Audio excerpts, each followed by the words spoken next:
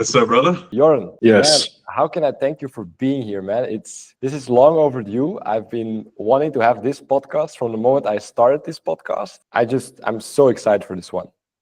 Thank you, bro. Thanks for having me. As you know, I don't jump on a lot of podcasts, but yeah, we didn't really have time when I was in Belgium recently. So I'm finally set up in the house and we can do a podcast. So I'm happy to be here. Thanks for the invite. Talking about setup. What a crazy setup, man. That's insane. That's your logo Yeah. from Quantum Performers, right? Yes, I can show you. One sec. Boom. Yes. So this is the Quantum Performance logo. This is the QPHQ now. So yeah, it's Wow. like I've been traveling around the world for like the last 4.5 years, Uh-huh. and it's cool staying in all these cool Airbnbs, but it's cooler when a house is yours and you can like fine tune it the way you want. I'm a big guy, so one of the best purchase of this house was my huge bed I have now, because it doesn't matter how fancy the Airbnb is, most of these beds are not longer than 2 meters. And I'm 196, so if I roll 1 centimeter to the left, I'm already over the bed.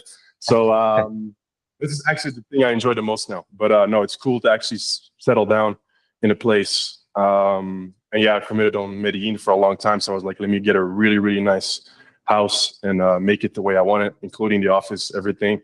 Got a cigar lounge there as well. It's still being still being worked on as we discussed. That's why the podcast is 40 minutes later than we originally planned. Yeah, no worries about Other, that. other than that, Medellin is awesome, bro. There are some small cultural differences, as in, like, for example, tomorrow we'll come to your house. We'll start work at 8 a.m. So I'm here waiting all day, 8 a.m. 2 p.m. they arrive. No fucking. That's the one thing you have to. That doesn't happen in Belgium. There's not a lot of things I personally think that are better in Belgium than it's here, but punctuality is one of them. So Yeah, I've been so like thinking about that. punctuality. I've been thinking about that too, because I spend a lot of time in other countries as well. For example, in Portugal, and it's the same there. Like, I had some work that had to be done in my apartment, and they arrive when they arrive. There's no punctuality. But the No. thing is that I think that's like the disadvantage you have to take with the advantage of living stress-free, because these people, they're Yep. so chill.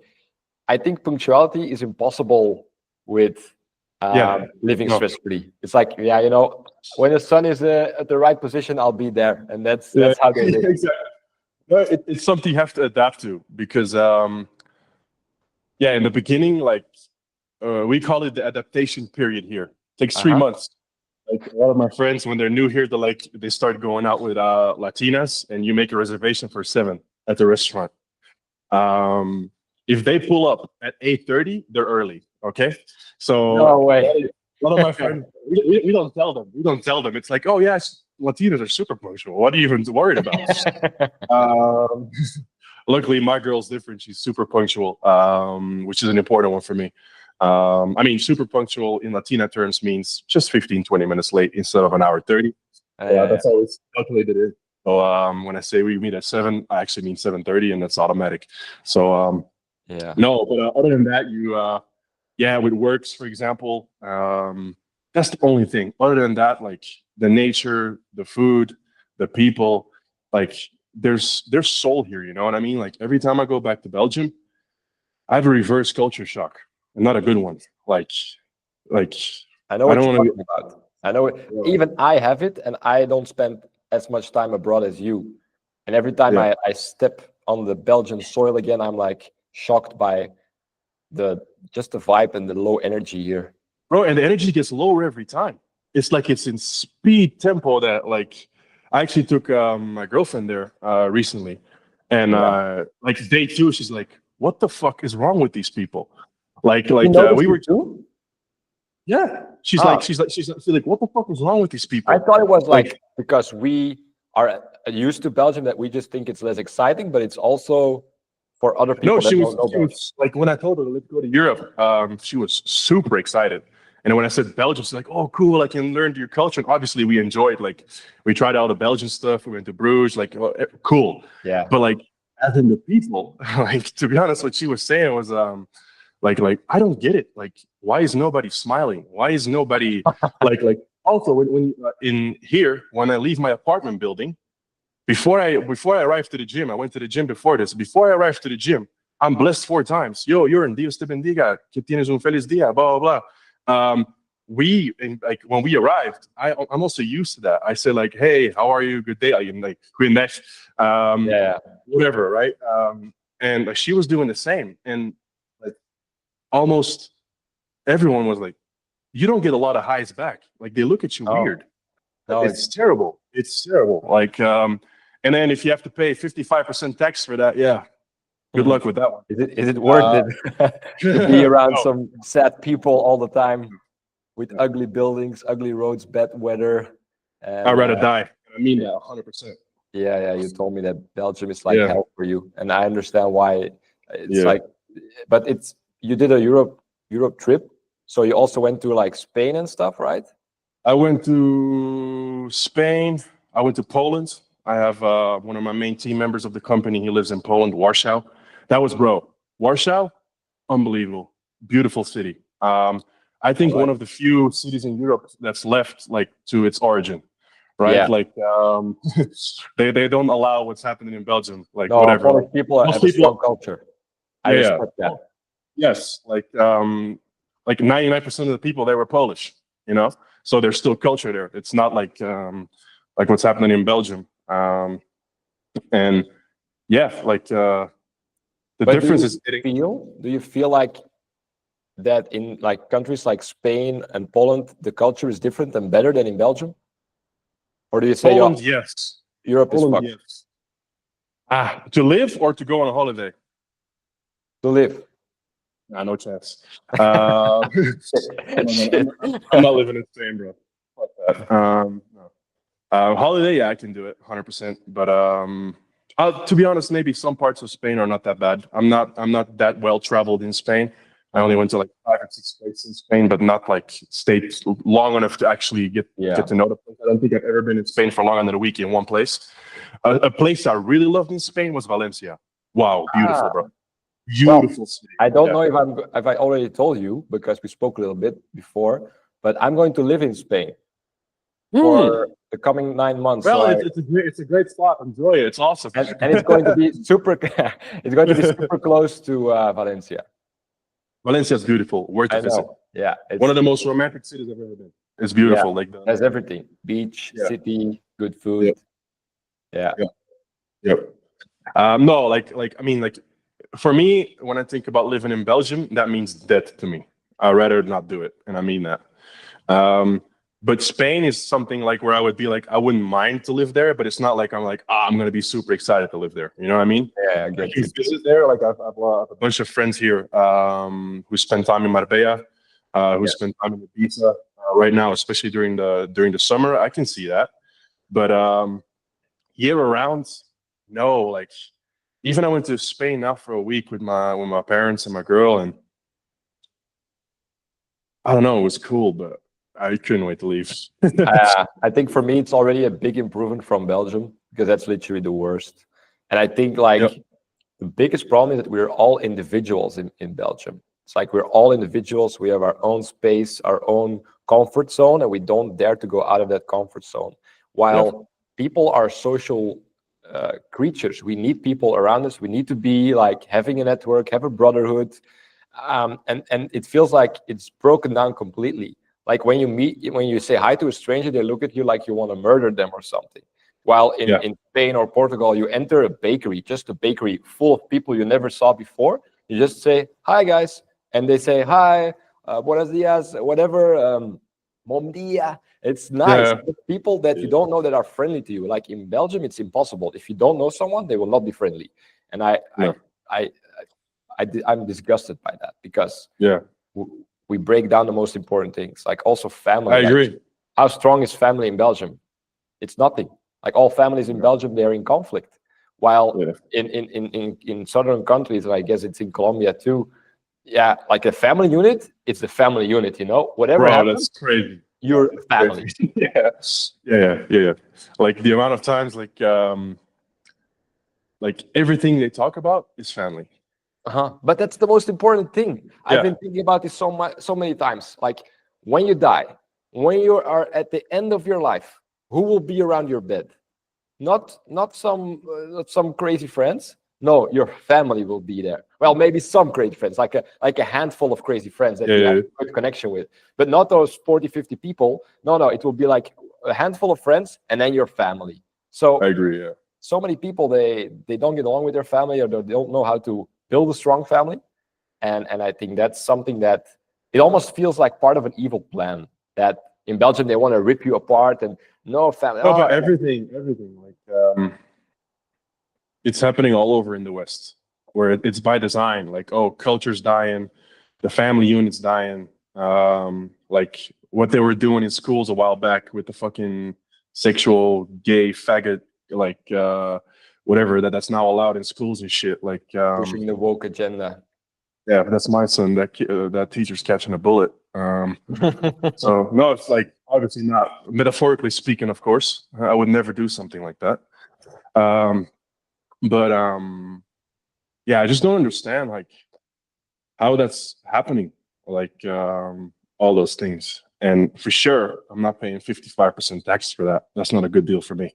Oh, Um, that's a good thing. Like, people forget that being a resident is a contract. It's like, okay, I will pay taxes. In return, I get a good place of residence.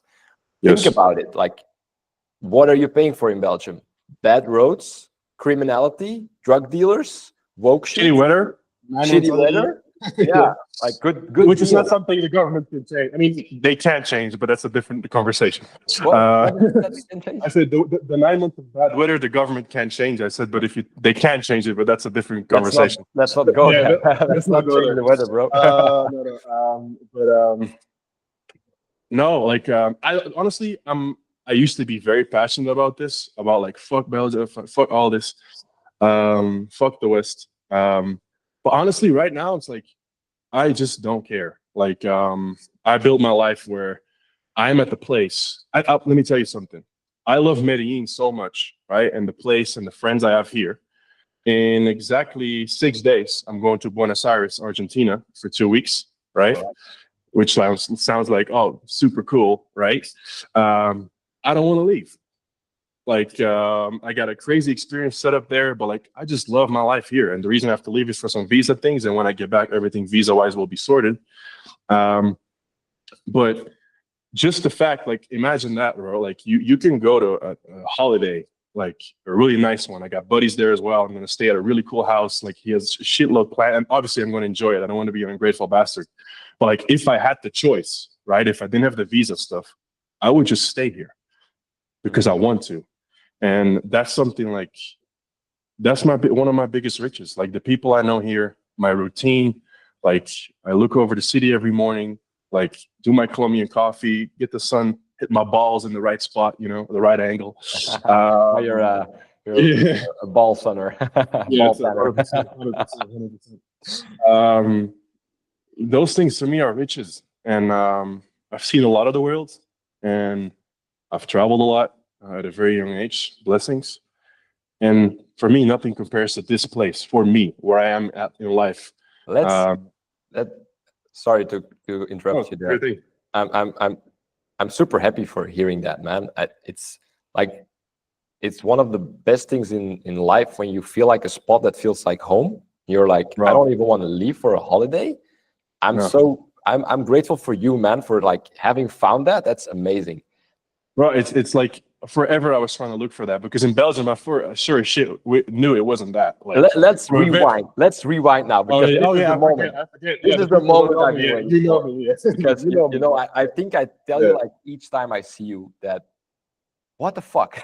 When we met, when we met, I remember like it was yesterday.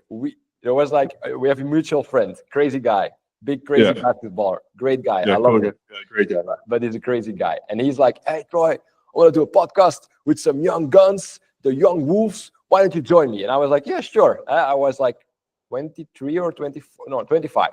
And you were even younger, like 21, I think. And Yeah. I never met you before. And we had like a small chat, and you were like, yeah, crypto. Yeah, yeah. And I was like, what the fuck? Crazy guy. Crazy guy. And yeah, I checked my DNA, and I'm a biohacker. I never heard of the word biohacking before.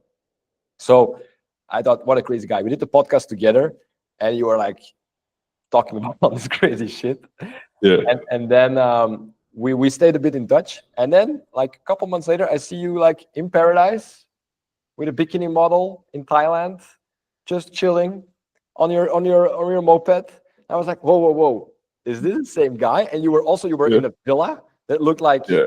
like a ball. Yeah, it was crazy. You lived I like feel it a was millionaire. crazy. And I was like, Yeah. what the hell? Is this the same guy? Like this crazy guy that was talking about, yeah, crypto this, that. And then it was so weird for me.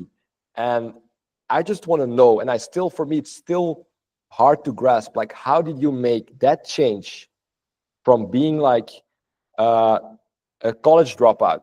You stopped your studies. You were studying to become a Yeah, because they were dietitian. scamming me. Yeah. Yeah, they were scamming you. You were trying to become a dietitian, and then you became a millionaire baller in Thailand, living the life. Like, what happened here? What happened?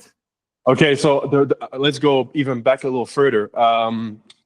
As 15 years old, I went to the Antwerp Giants basketball, and it was always my dream to become a professional basketball player. I was super focused. I was all in. I didn't go on holidays during the summer with my family to just work out on my own. So I've always had that drive and that vision to the reason I wanted to play basketball and be good at it, the main reason, I don't think I've ever told anyone this, so I can move to Spain and play. Yeah. You told me play they have good basketball teams there, right? Yeah, but also for the weather, more for the weather than for the fucking basketball. I know I love playing basketball. Playing basketball. I don't play anymore, but no, and I was good at it. And but at 16, I got a bunch of health issues. Like 1 year into my basketball career, I got a bunch of health issues, and I went to a bunch of doctors, and nobody could figure it out. I literally went from at 15, 16 being like, I was a specimen for 16, bro. Like I was really strong. I was 110, 115 kilos like I am right now, but like strong, athletic, and yeah, I had control over my body, and I was driven everything, like everything you need to be a good basketball player. But then something happened, bro. I went from like being super driven, like alpha energy, like I'm gonna kill these fuckers at practice, to no drive, like zero energy, like feeling lightheaded. While I was going to sleep early, while I was thinking I was doing everything right, like eating right, doing stretching, like I was the earliest one with the foam roller, everything.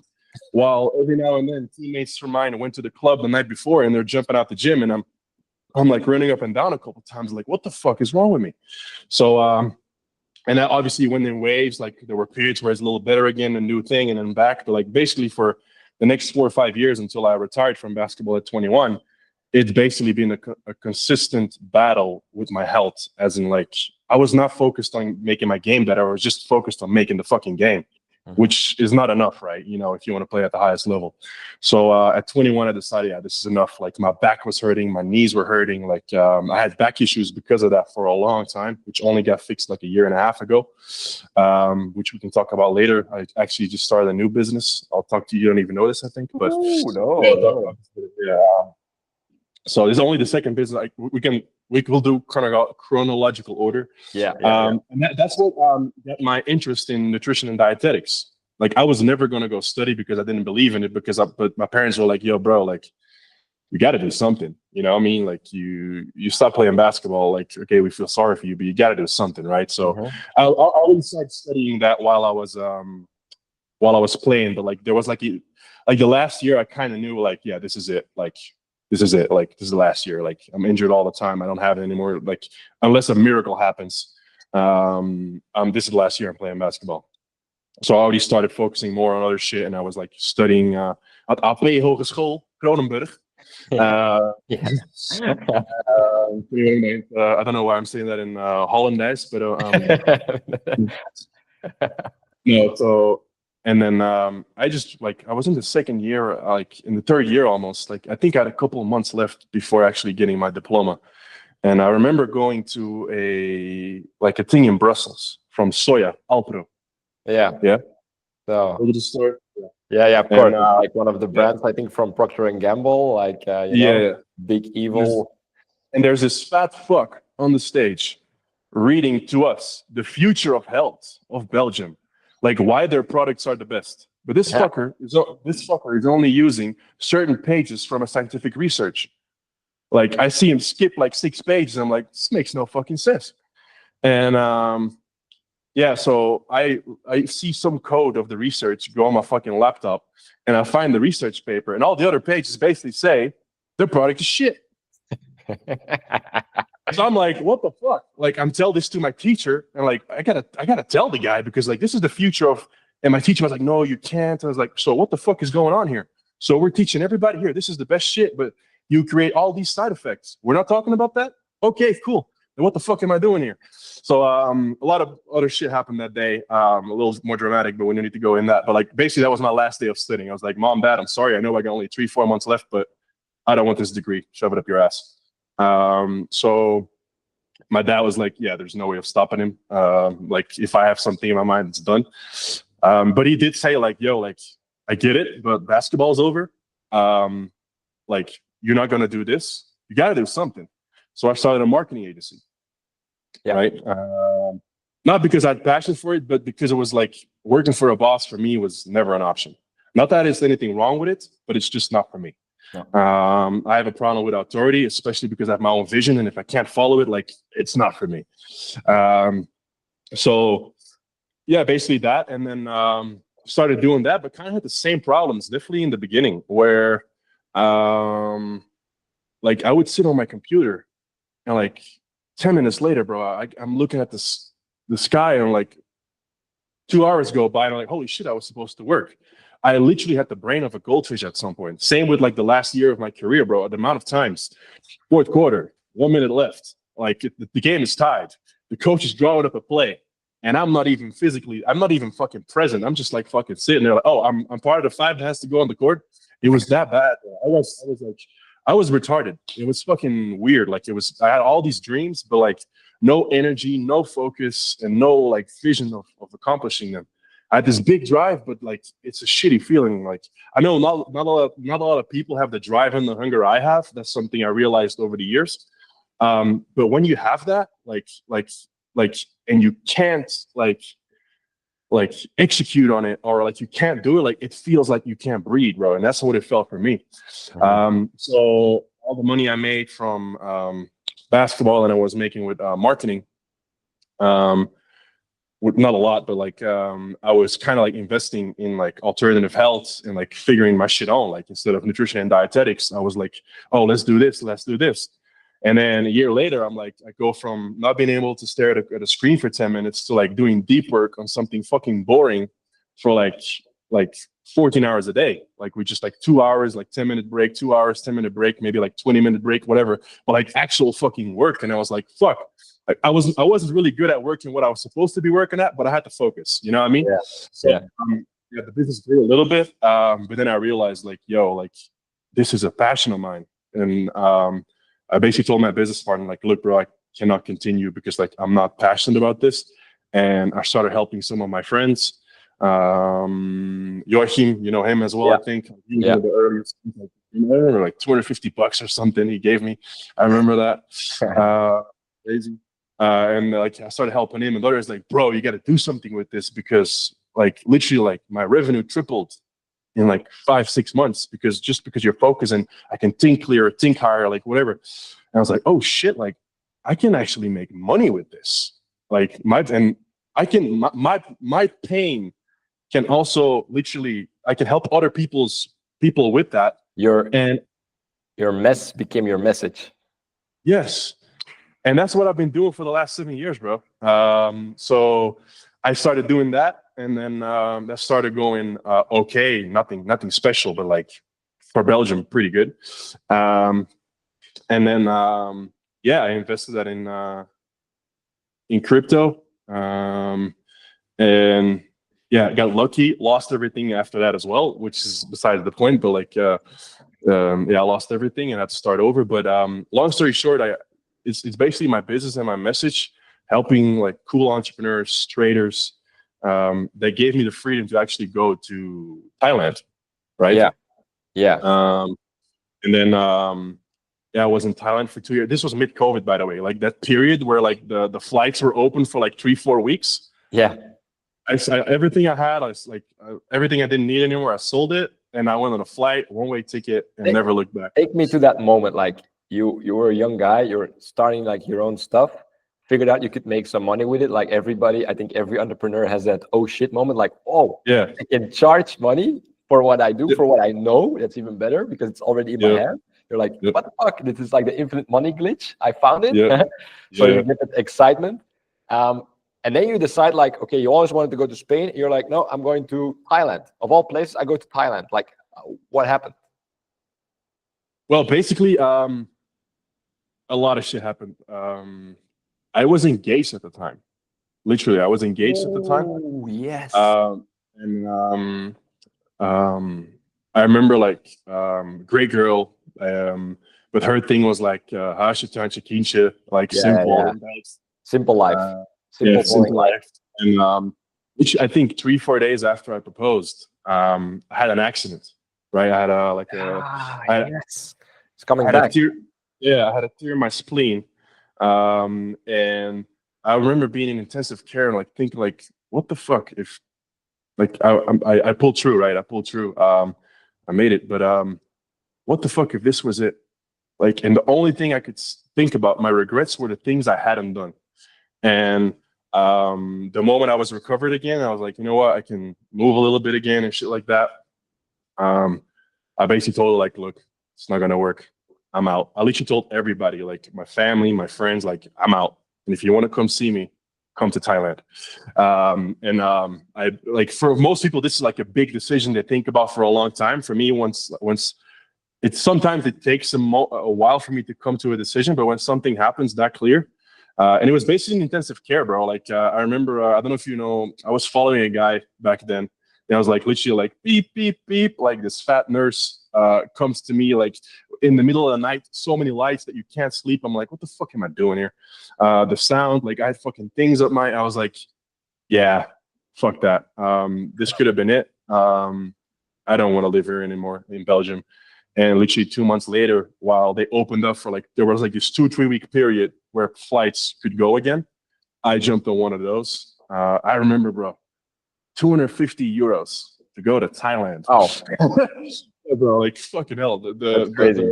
But I'm spending on flights this year. It's a fucking joke, bro. Yeah, But, it's a big difference. bro, from economy, bro, 3,000, 4,000 from here to economy. It's loco, crazy. That's crazy. Back then, the good old days, only 3 years ago, 250 euros for a flight to Thailand. Yeah. Yeah, I just arrived there and I met like Thailand, Phuket had this thing called the sandbox. What was a sandbox was this was basically the only place in the world where COVID didn't exist. What I mean with that is that island Phuket, when you got in, you had to like quarantine for a couple of days, right? Which were also ways of weaseling that so you were in immediately. Yeah. And yeah, like after 3-4 days, I was in, and there's no testing, no masks, no nothing, because everybody on the island is tested from before they come in. And bro, there were like almost no cases. Everything was free. So you have to imagine, bro, like I'm a young guy, made a lot of money, lost it all. Mid-COVID, like stuck, you can't leave your house, and engaged, like ready to go that direction. And then 3 months later, I'm fucking single on an island. It does something to you. So Thailand was a great chapter for me, but it was kind of like the chapter for me of like just living all my dreams, right? Like I'm on an island, life. I've never been to a tropical place like that before, like that cool, that beautiful. Learned to scuba dive. I was scuba diving 4 times a week, bro. Like, I mean, it's so, and obviously I was still doing my things for business and that my clients were, but this was more like a period for me. Like, yo, I worked so hard to get my basketball career going. I worked so hard to get this going, and now it's working. Like, I'm gonna smell the roses for a bit, and that's what I did in Thailand.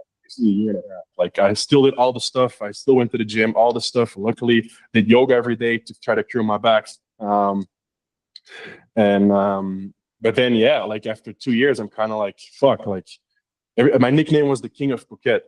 Like, I was 20. I was 24, bro. You visited me there, right? No, like, that's what I want to. I want to like intervene a little bit because I know there's like a next chapter, probably the Medellin chapter, which is also a great story because you've told me some things before. But this is just crazy, man. Like, you're like just a kid. You were engaged. You were ready, getting ready for a totally different life. like this direction, and then in just it's like there's like a parallel universe where there's a very good nice guy Jorn, where he's sitting on the Oh my couch God. every evening watching I Netflix, dodged the bullet. I dodged the bullet. and And there's you're like, nothing to do with her. nope. It's just a full lifestyle thing. You're Yeah. like, nope, that's not my life.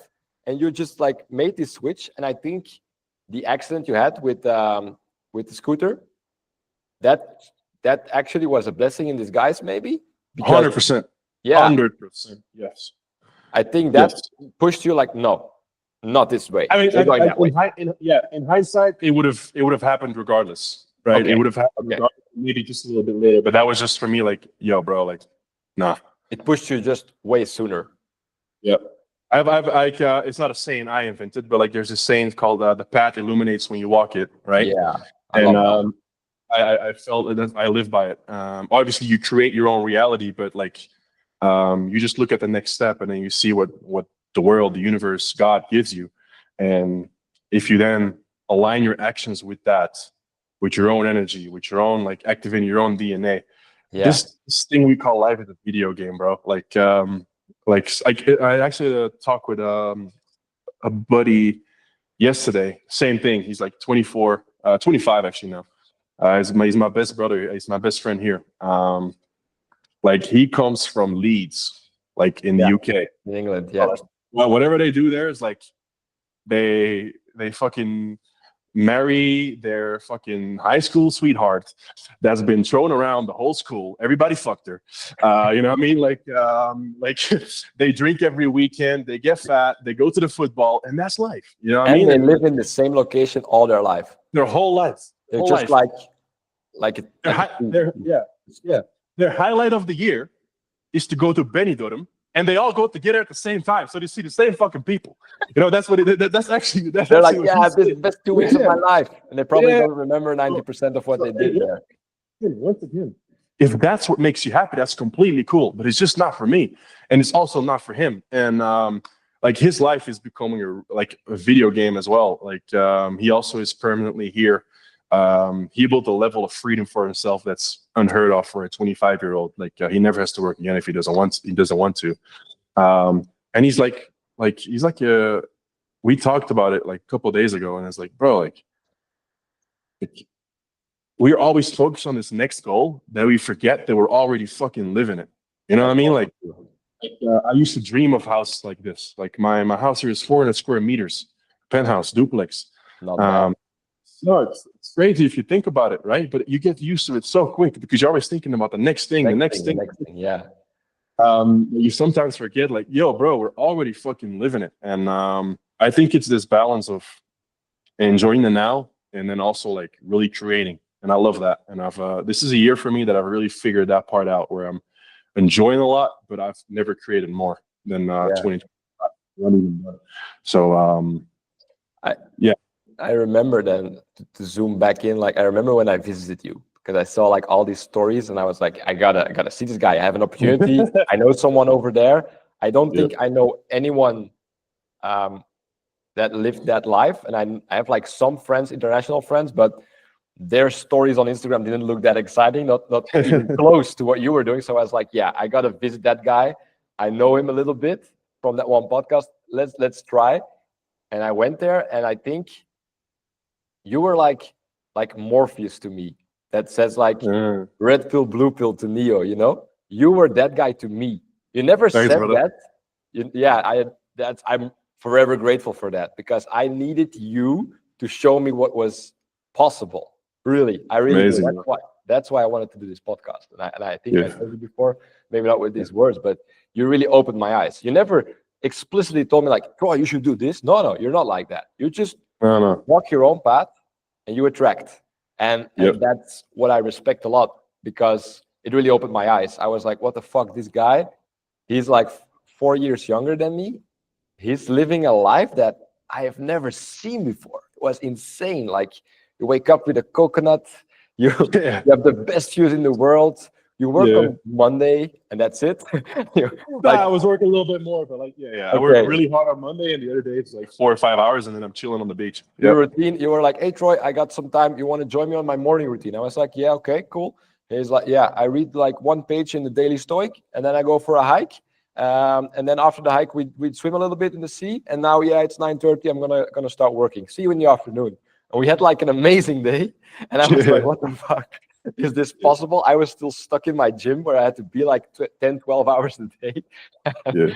So that's insane. So you really opened my eyes. But moreover, it's not just about making money, because you have people that make money that have no clue how to live and how to create a life of abundance, how to create freedom. People are very bad with freedom because they just fill their life with empty activities.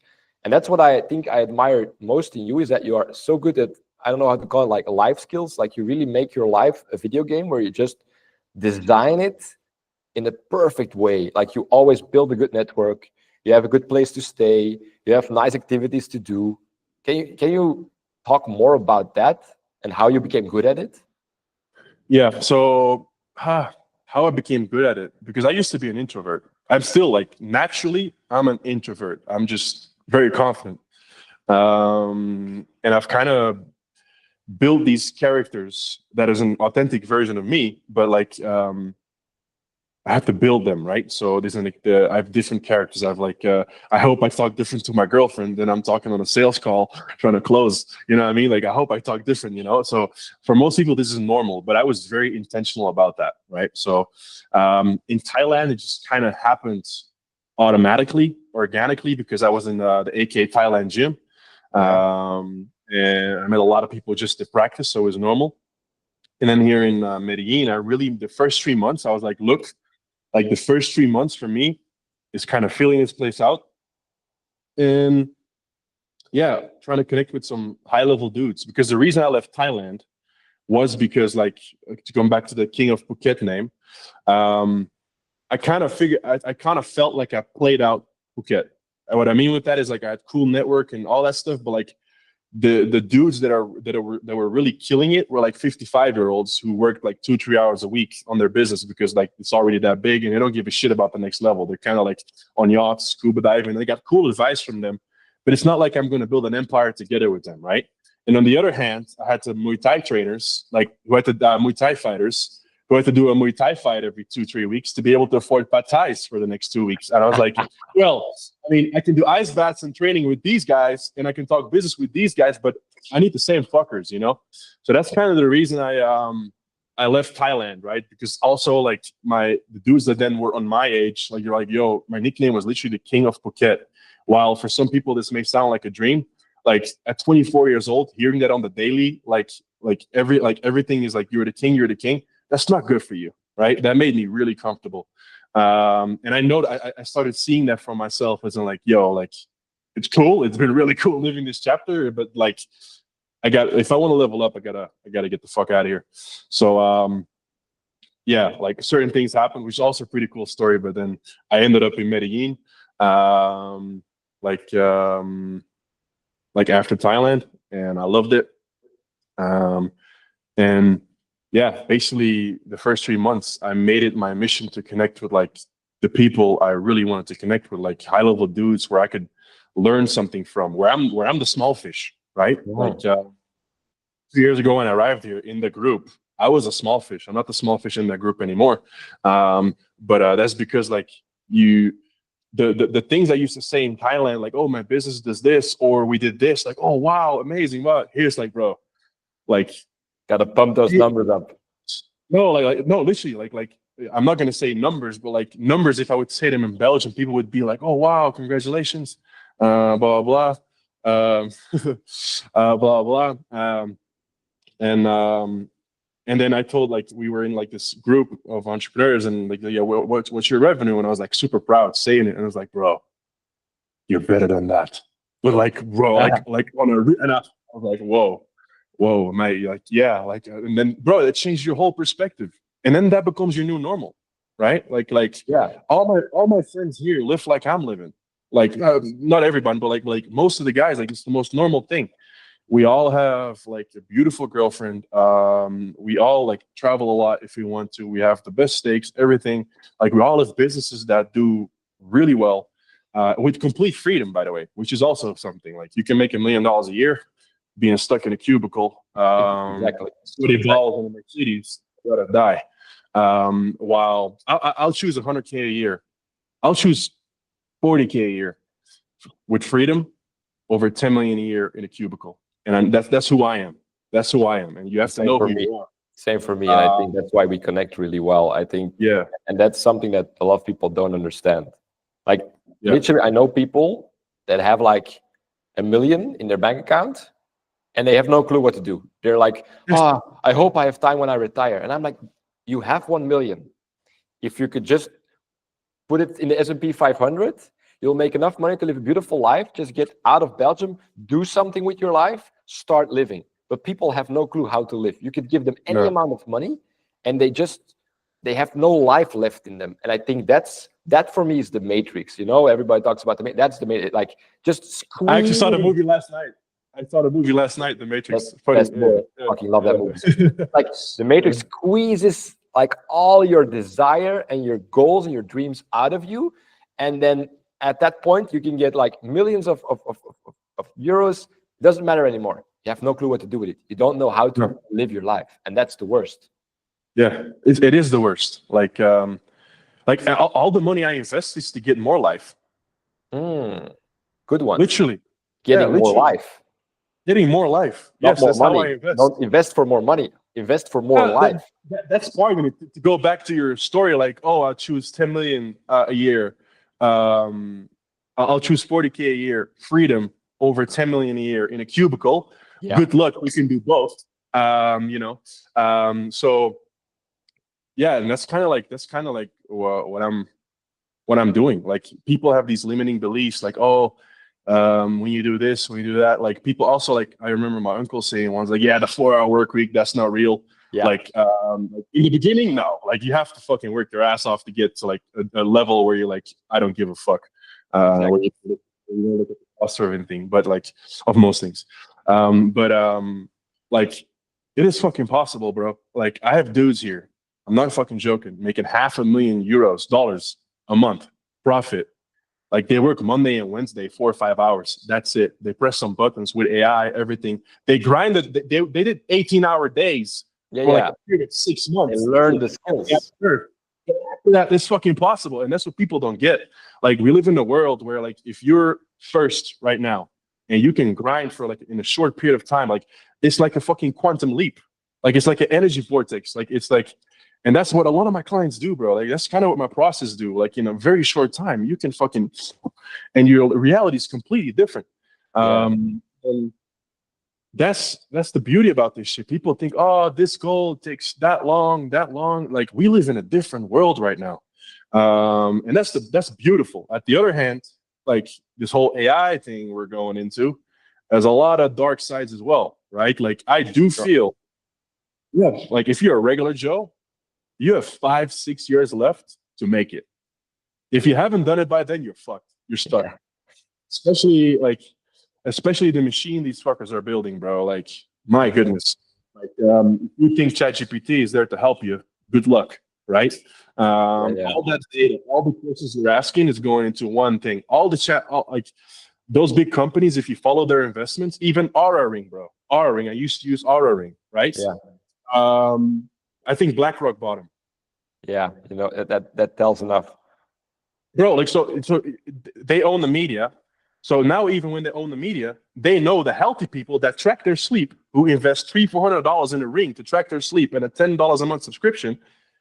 We even know how they react to what we're trying to do in the world. Like, if we do this or we do that, they react like this. Oh, that's working a lot. Then also, they know what we're asking the ChatGPT. They're asking everything. Everything is going to one thing. So we're 5-6 years away from like these fucking machines being smarter than us and controlling. So, yeah. Sorry, you were going to say something. No, AI is going to know more about humans than humans know about humans, and that's a very scary thing. Probably already. My camera. Yeah, it will fucking do whatever. Yeah, that's sharp. But what I wanted to talk about, it's very funny that you mentioned the 4-hour work week, because in that book, I love that book. I read it like 3 times before taking any action on it.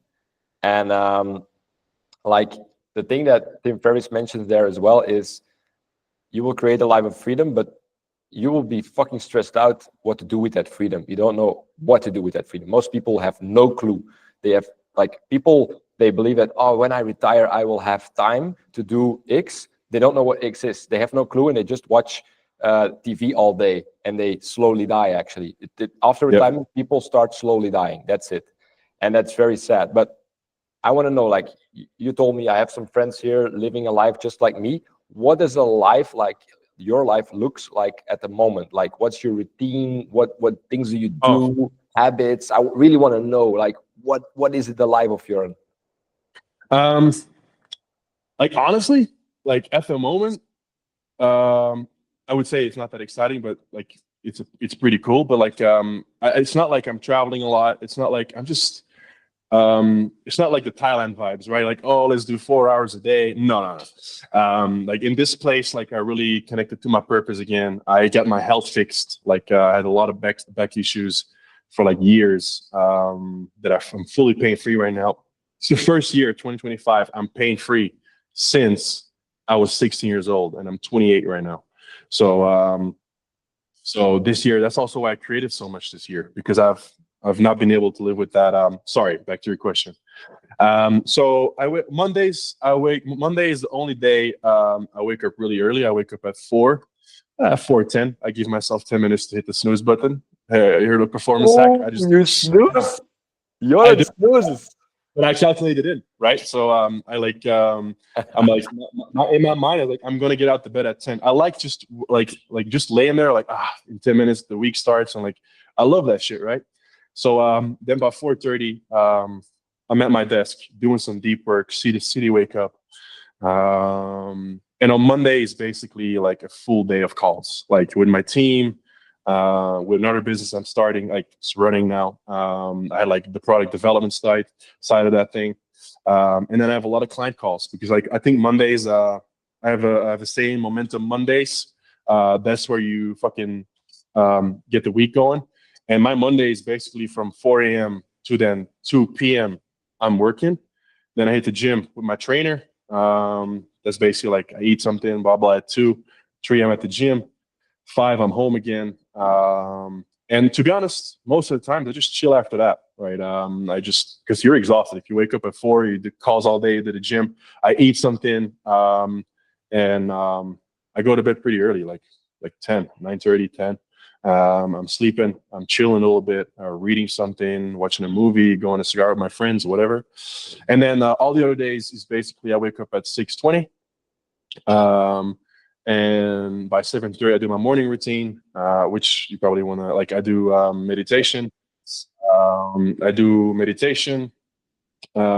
Sometimes, if I feel like it, I journal. If I feel like I need it, I journal. If my clarity is good, I just skip that. And then I just enjoy literally like I have a slow morning. It's not like, oh, let's get it.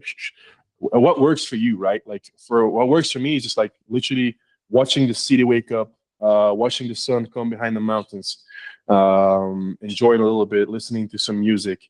And by 7:30, I'm at the desk doing deep work. I love that shit. I love when I have no interruptions and I can just do deep work for 3-4 hours. That's holy to me.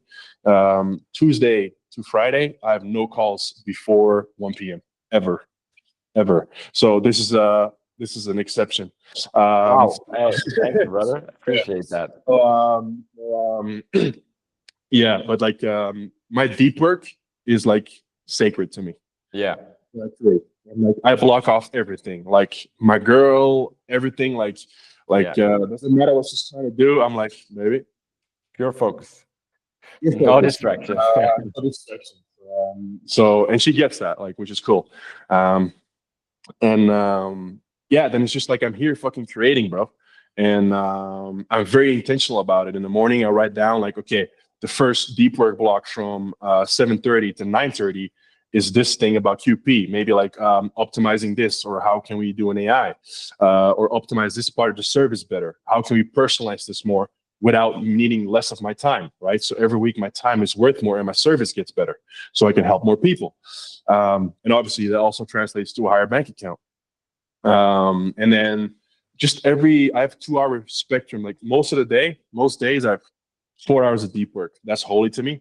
In the afternoon, I have calls. On Tuesday, I have calls, where that's client calls or potential client calls of people who are interested in becoming a quantum performer, to see if they're a good fit, to see if they align with what I'm doing. And then we start working together. And then Tuesdays, honestly, right now, I'm serious, bro. I'm just in my house enjoying. I don't go out too much. I mean, for example, tonight I'm going. Boys are coming over here to the cigar lounge. We're going to smoke a cigar, and then we will go to a restaurant after. But like, yeah, maybe, yeah, that's cool. Like I do that 2 or 3 times a week. Just cigar with the boys. Yeah, cigar with the boys. But like that's just in the evening. The other evenings, I go to a restaurant with my girl, or she cooks here. Like simple stuff, bro. Yeah. Like that's I think that's like when people are trying to relax or have fun. A lot of the times right now we grab like artificial fun, like watching Netflix, doom scrolling, doing some stupid stuff that actually doesn't really gives you fulfillment. And it's the simple things, the natural things that give you that real fulfillment, like spending time with friends, just connecting with people over a meal. It's been the best way to relax over thousands and thousands of years. Bro. So don't look at fucking Netflix, watching the new show. Just connect with your friends. Simple that's something I've really learned with age. Not that I'm that old, but like in the beginning, like I was like, when I started making money, I was like, oh, I want to try that fancy restaurant or that fancy restaurant. Like a week ago, my friend did a new launch of his new product. He did 250K cash collected US in 1 week. Right? He's a 25-year-old. And he's like, oh, nice. It's a new launch record. You know what we celebrated it with? No. Fucking froyo in the mall. Froyo in the mall. And that is riches, bro. That is fucking riches. We had that froyo in the mall and we just sat there for 2 hours just laughing our ass off. That's riches, bro. Like honestly, I wouldn't change that for the world. Stuff like that. So I fully agree. It's simple stuff. And obviously, if you then also, with those people you can enjoy a froyo in the mall with, also experience really cool things like going to islands on yachts and like doing all that. It's not the island, the yacht. It's just that you're doing it with those fucking people, right? And it's really cool, like that you can do like in like a month or so. That's actually something I'm looking forward to. Like it's whale season here. Like if you go to the coast, like you're part of Colombia, there's like the whales. It's almost guaranteed that you see whales, right? So and there's a very you can buy like slots to go scuba diving with them. Oh wow. Yeah, so that's something I got planned for end of September, I think. And that's like that's I'm going to do that with that friend as well, right? Like so, it's like those things are cool. Those are experiences of like lifetime experiences, and that make it really really cool. But I wouldn't want to do it if I wouldn't have a fucking froyo in the mall with him. You know what I mean? And I'd go solo. So no, and that for me is it, bro. Genuinely, like. That's something I realized. Like, yes, I have a lot of luxurious things. I have a very nice house, but the riches of this house is the people I invited. My girl, who brings me peace, who cooks like a champ, like her energy. Those are the things that matter to me. And the friends I invite here. That's for me. Like protecting also a very big one is I protect my space, bro. Like nobody comes in if I don't feel it. There's nobody, doesn't matter what kind of business thing or whatever. If I don't feel it, I'm not doing it. You're very protective of your boundaries, because what I notice is you're super calm. Like your business it's a calm business. Yeah. It's like you're calm. It feels like you're almost like a monk and there's no stress, even when you're running like a very successful business. And that's like almost a paradox. Where most people, when they make some money, they're like, oh, clients this, clients that. You're like, no, I'm doing it on my terms. And this is how Jorn operates. And I'm not chasing the money. No, I design my business. I design my life on these boundaries. And that's it. Take it or leave it.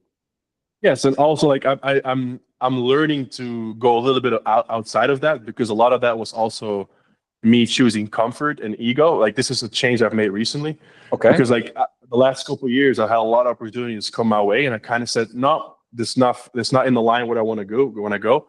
But that's also why I recently opened my second business in the last 7 years because I've been doing this for 7 years now, Mhm. six and a half, almost 7. Um, and Yeah, like that's something I learned though. Yes, like nothing comes in if it's not aligned. So that Mhm. that that for me is like priceless. Doesn't matter what check you write Your me, piece. I won't do that, right? Um, and but something, for example, like I never did ads before. I still haven't run an ad for Quantum Performance ever. Everything, all my Crazy. growth has been organic. Yes, Crazy. but that's gonna change because like somebody came to me like that I admire and honestly align with who he is. He's like, bro, like he came with a proposition. He's like fully performance based. Like, look, I believe in this shit so well, and like I believe in your product so well. It's like ex client of mine. He's like, bro, your product will change the world, and I think you're like shooting yourself in the foot and your purpose if you're not using this opportunity of ads and this and all that. So that being said, see, that's so much. Thank you. Amazing. Was that cappuccino? This is yes, with the grass-fed milk from the farmer and fresh Colombian coffee, my brother. Amazing. A happy Made in home. love. Made in love. That's love. Yes, sir. Wow. Wow. Hey, what? Oh, where were we? Where were we? Like you were talking about designing your life, Yes. So, yeah, I look at it like that, like keeping your peace. Yeah.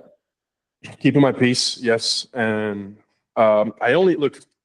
What most people do is like, oh, I need to spend time with him or her because I don't have this or that. I don't have the quality of people yet. But if you keep spending time with them, you don't leave space for a better thing to walk in. So Yeah. I'm very, very, very selective who I spend time with. Honestly, like I have,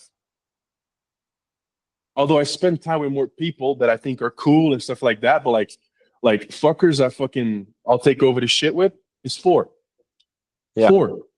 Yeah. Everyone is a legit guy who's got my back. Like we literally have said this. Like we can take, you know why I'm not afraid? I can take risks with my business that most guys can't. Because like I can lose everything tomorrow, right? My boys will make sure my rent is paid. I won't eat a steak less. I'll sauna the same amount. I'll still be able to go on a holiday because they got my back. And That's they know amazing. I have the skill and the thing that I will, whatever I lost, I will get it back and give them some back, right? So that is like awesome, right? Luckily we're all smart enough we don't get to that position, but we all know, like if shit hits the fan, I don't have Yeah. to worry. If I call this guy, all the money for the rest of my expense for the next year is like, or the next couple of months is on my bank account before the day is over.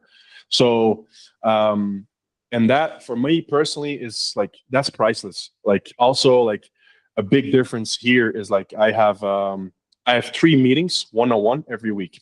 So what I mean with that, one guy's Foreign, one guy's Elliot, the other guy's Carlo. Those are guys that are really cool. Cool. They're really cool, but they're really close to me.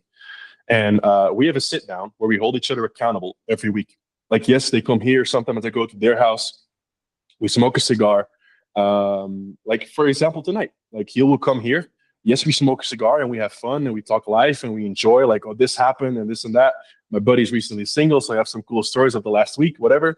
And we laugh about that, but we also talk about fucking business. And like, yo, bro, you said you were going to do that last week. You were going to fire that employee. And you knew him for a long time, and you didn't want to do it because it was a friend. Blah blah blah blah. Like, did you do it?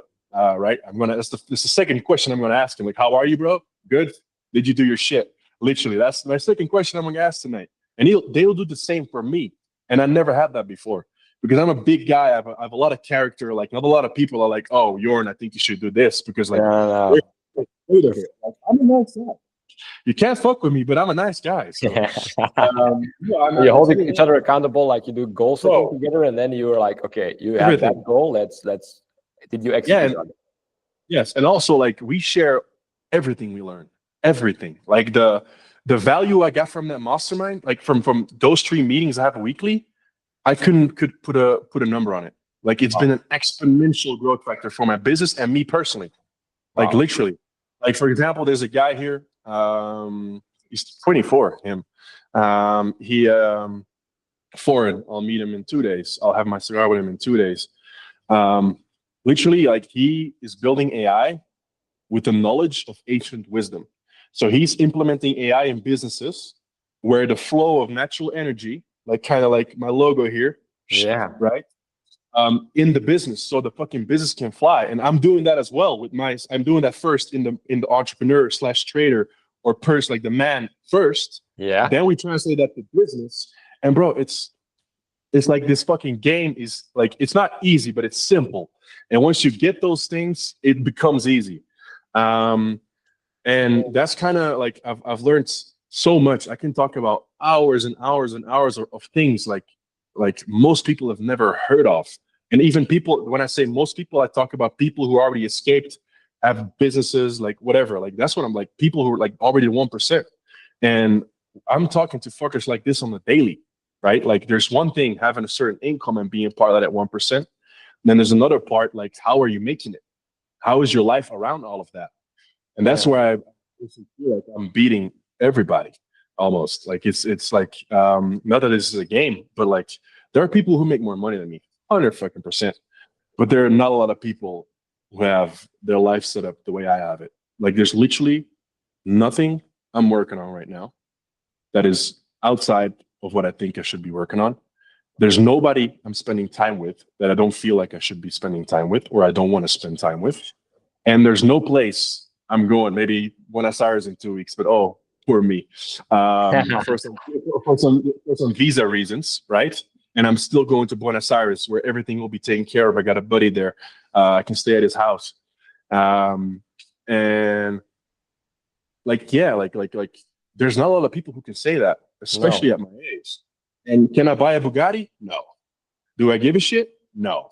Like I don't like honestly I don't like, but everything else that's important to me, like I don't have to worry about. I'm working on something I'm passionate about every day. I literally just opened my last business. It's like a peptide business. I don't know if you heard of peptides. Yeah. Well, I wanted to get to that point. Like, tell me about the other business. What are you doing? What have you started? What are you cooking up?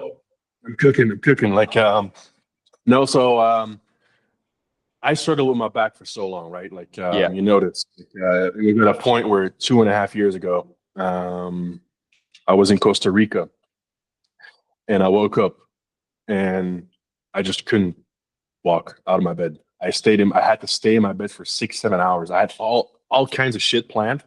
I couldn't get out of my bed to turn my alarm off. Luckily, my phone died after a while. Otherwise, I would have been for fucking 7 hours. No way. No, seriously. And I was 26 at the time, and I was like, "Fuck!" Like, yes, business is good, but like, bro, it doesn't mean anything when your back hurts like that, bro. Nothing means anything. If you don't have health, you're fucked. Like, I literally everything I had at the time, I would have changed it for a fucking pain-free back, right? And so I kind of always in Thailand, I did yoga every day. I had a guy coming to my house doing yoga every day, doing special stretch. He was like a back expert. And basically, like my pain didn't get worse, which was the first, but like it didn't get better either, right? Like I'm like a pretty big guy. I have really good genes, but like I had some injuries before, and I kept playing through them, which caused me to have 4 herniated discs. 4. What's the name in English? Like a nerve, a punctured, like not a punctured nerve, but like a nerve that's stuck. That's like pressing the whole time. You feel it in your right leg. Like I barely couldn't do anything. Like I still went to the gym, but like I was really, and then I did a lot of things like did stem cells. My body owns stem cells, which helped a little bit with the discs. Then I went to our boy Dries in Belgium. He's opening an office in Antwerp right now. He did something called the cranial adjustment, which it puts a balloon in your nose and cracks your skull from the inside out to make sure the energy flow, the oxygen flow is like the same on every part. For me, for example, on my right side, it was only like 13%. After treatment, it was 80. No way. And he cracked my skull, and I felt a relief in my back. I'm not joking. What the fuck? Literally, yeah, no, like, and then that was also like another thing that helped a lot. But the thing that completely got rid of it for me was peptides. Peptides, the BPC 157 and the TB 500. And bro, I'm a big guy. I don't know, like I'm not afraid of needles, but I don't like them. You know what I mean? No, nobody likes needles. Yeah, I don't like needles. Like, you know what I mean? In the time I was injured, when I was 16, I had like cortisone shots and all that shit. And like, bro, every time I was like, like, you know, a couple times even I passed out 5 minutes after the injection. My body had a weird reaction to it. Probably because I had so many, you know. Anyway, so but a buddy of mine was like, bro, like I know you're all into this natural shit, but peptides are the closest thing to natural you can get. It's basically amino acids or protein in a certain way that give that you already have in your body, but you can inject it at a spot with a way higher quantity, so you can like recover way quicker. I was like, you know what? Fuck it, let me give it a try, bro. Like changed my fucking life. But then we come to the next problem, right? A lot of these brands online, they have really shitty quality of like 80% purity, right? And then I'm like, what's the other fucking 20%? Yeah, what is that? What the fuck am I injecting in my body? You know what I mean? Like I'm a guy, like I'm very like I don't want that shit. I don't want that shit. So that kind of made me like look for a better source. And over the last year, I find a really good source, which I've been using myself, and from a lab.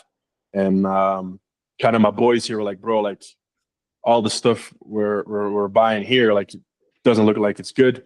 We want some fucking check stuff, right? Some 99.8% pure stuff, which for peptides is the highest you can get, because you always have some 0.02%, which will kind of like die off. But it's not bad. It's just like it's just not active in the bottle, but it won't do anything when you inject it. And yeah, that's what started my my research into peptides, and I've been using it for 1.5 years now, and it's a really nice addition to what I already do, because like you know these guys like they start taking TRT, testosterone replacement therapy, human growth hormone. The moment you stop taking that, bro, you are fucked. You are absolutely fucked. That's the good thing about peptides. It's just using your body, things your body's already doing. It just helps do it better. Just and the moment like a signal to your body, like, okay, repair this or do this. Yeah. And the moment you stop taking it, guess what? You're the same fucker. This is the thing. Like your baseline's here. When you're on peptides, trust me, it's unfair. Like it's unfair how fast you recover. It's unfair. You have peptides for everything, for the brain, for neuroplasticity. Wow. But there's one. I'll tell you about this one. Little gift for the Troy Gym Funnels podcast. Give it to me. Give me the secrets. So no, it's called C-Max, right? It was discovered in the 1980s in the Soviet Union, and it's basically a nasal spray, right? Okay. Full transparency, I'm on it right now. And no, it's minute, but I take it once or twice a week now. And basically it makes your brain, the neuroplasticity of your brain, go through the roof. But naturally, it's something you already have in your brain, just in a higher quantity, right? It makes that there's way more oxygen in your brain. Also, this was originally created for people who were in the army, who had like concussions and stuff like that. This stuff, like literally like proven, you have scans, right, of somebody who has, what's the name? A concussion. But a really bad one. It was like, bro, like you're gonna need 2 months to fucking recover from this. Like you're gonna have, every time you see light or you hear a loud sound, you're gonna have a headache for the next 2 months. 2 days, bro. Insane. 2 days. So how do you how do you use it? Like, is it for learning? Like, I imagine you have like, okay, I'm gonna study some new skills. I take it, check, and then So I don't know how much I can use this data, but I have a ultra human ring, right? And so it's not a fucking like thing that I put on my brain, but it's like an ultra human ring. And they have a thing where they can, through some things, they can measure your brain age, right? And my brain age was 32 before, right? Okay. I started taking C-Max. And 2 weeks later, all of a sudden, I saw my brain age is 23. Wow. I'm like, huh? Honestly, this is not a thing I put on my head, but like whatever. Right? But like also like even as optimized as I already was, and this is not something you take forever, right? That's the good thing about peptides. Like you can just take it for like 20 days, like a month and a half, for how should I say, for like once or twice a week, and it changes how your brain works. And after that, you don't have to use it, and your brain is changed like in a good way. Like it's crazy, bro. That's What crazy. peptides. There's also something called epitanol, which is the one I haven't tried personally, but I'm doing a lot of research in before I obviously inject something in my body, which is the anti-aging effects, and the research coming back on that is very, very promising. It basically like a cell, right? Yeah.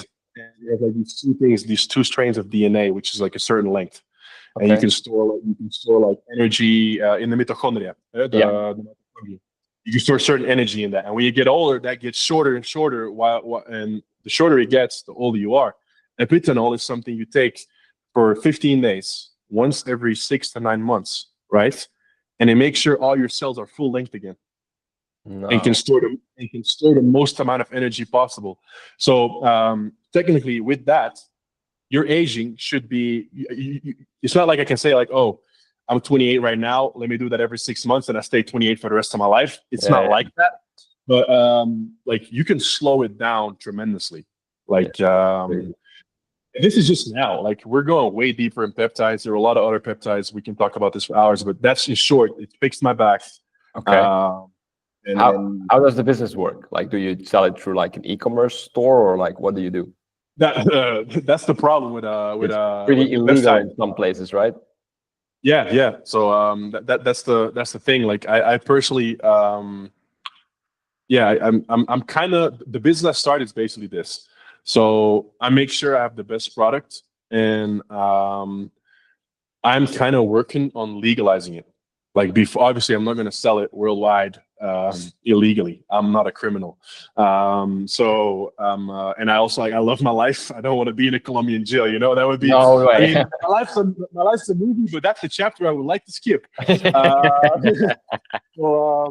No, so yeah, that being said, bro, like that's not a risk I'm gonna take, obviously, but like I'm using it myself. Some of my friends are using it, and then they're just. But I'm kind of in the process of with some labs here, like making it like legal. You know what I mean? Like Wow, that's super cool. Because like even in Colombia right now, it's not like legalized yet. It's probably here they don't give a shit. They don't give a shit. Like here you can do whatever you can do whatever you want here. Yeah. But I'm talking about worldwide. Yeah. Like if I'm gonna ship it worldwide, like I don't want to ship it to Belgium, and then like one of the packages gets like customer. Like, what the fuck is white power in a bottle? You're gonna be in a big problem. So then you have to explain what it is, and they're like, what the hell is that? Like it's not like it's illegal. It's not illegal, but it's not legal either. You know what I mean? It's not FDA approved and stuff like that. Yeah. So right now, it just says on the bottle research chemical, not for human consumption. Yeah. That's it. You know what I mean? So it's funny because I did a little bit of research about peptides, because like recently, like 4 or 5 weeks ago, I bruised my rib with martial arts, and I was like, ChatGPT, what can I do to use biohacking in any way possible to speed up my recovery? And the usual stuff like warm water, cold water, infrared sauna, collagen. I did all that stuff. It healed like in 3 weeks. I healed pretty quickly, like 3 weeks instead of 6 or 8. So I healed pretty quickly. But it also mentioned like you could try peptides, but it's not for human consumption. But this.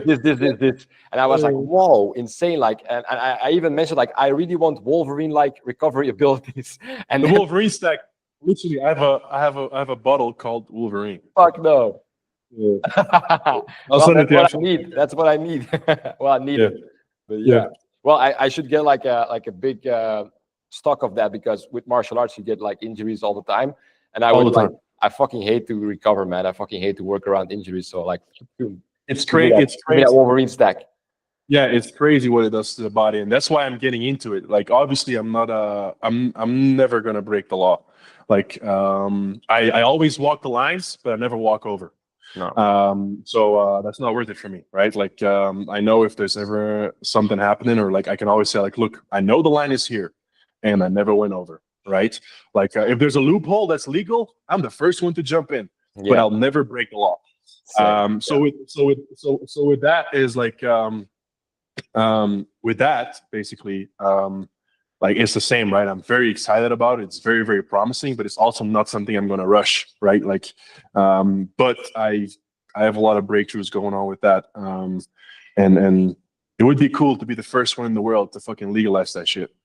I'll be one of your first customers. Yeah, for sure. So yes, that's kind of what I'm working on at the moment. So Cool, man. Really cool. yes. The thing is that like in your entire story, there's like a common thread, like improving the way you feel, like even mentally, but also physically. Like, how can I feel better?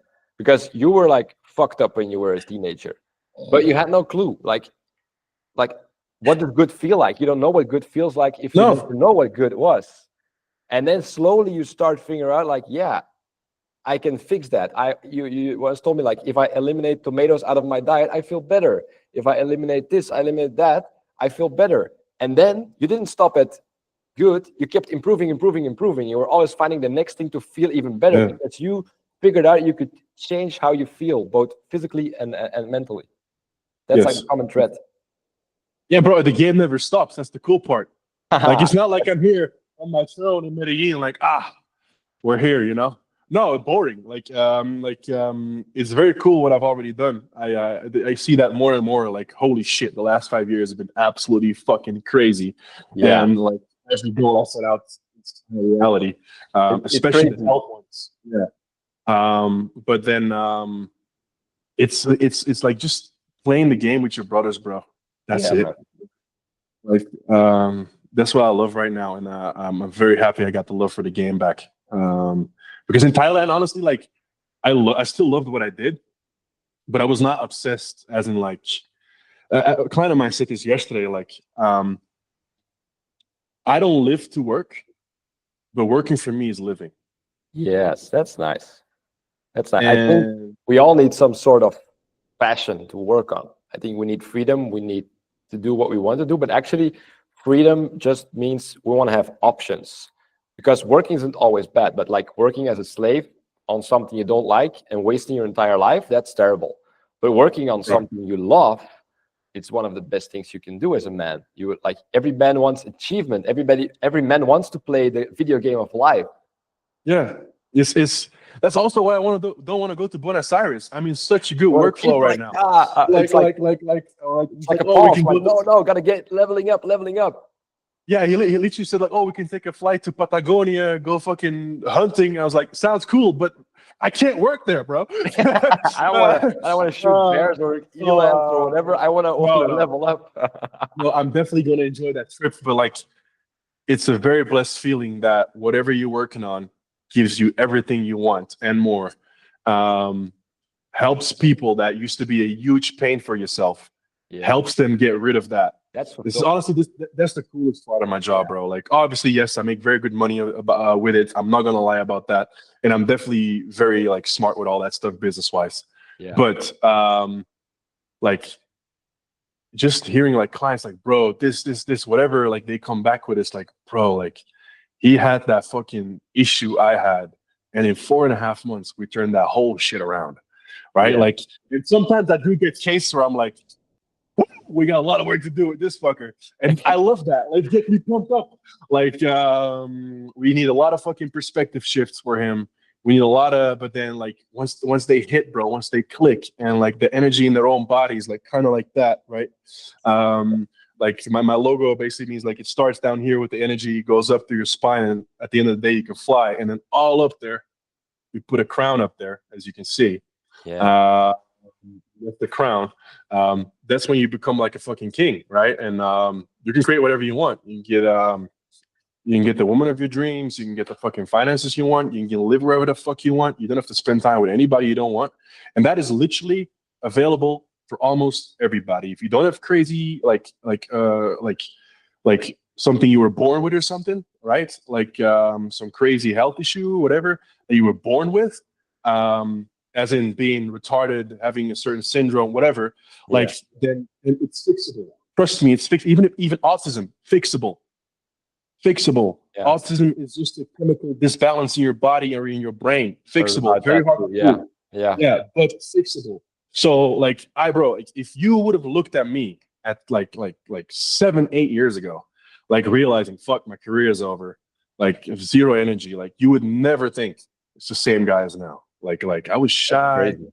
Like just in that short time span, how life can change. You know, It's nuts.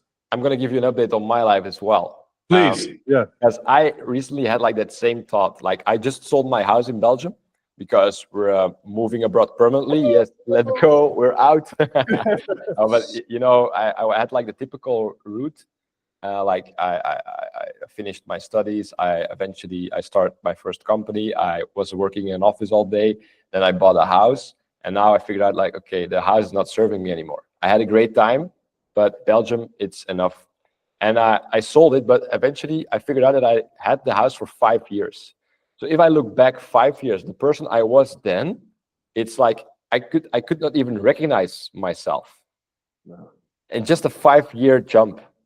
And then if you think about another 5-year jump, I get really excited. I get like goosebumps. Bro. I'm like, wow, what can I like getting from that guy that was like so stuck in the matrix, just buying a house, working in a cubicle, going on a holiday for 2 weeks, that stuff. And then now, like 5 years later, I live a life of abundance, freedom. That's amazing. But like, imagine the next 5 years, like if I take another 10x jump, that's I feel the fire, man. Yeah, bro, same. Especially with AI. Like AI, there's a lot of dark shit with AI that I do not like. And if I could choose today to eliminate AI, even though it's responsible for a very big jump in my revenue, if I could choose today, eliminate AI, it never exists, or like it's the best thing for my business right now, whatever, I would eliminate AI. I don't think AI is this beautiful thing that's going to solve all Talk about it. problems. What's your thoughts on AI? Like, what is the dark thing you think is going to happen? Because you already talked a little bit about it, like average Joe in 6 years, it's over. Like, tell me. Yeah. So,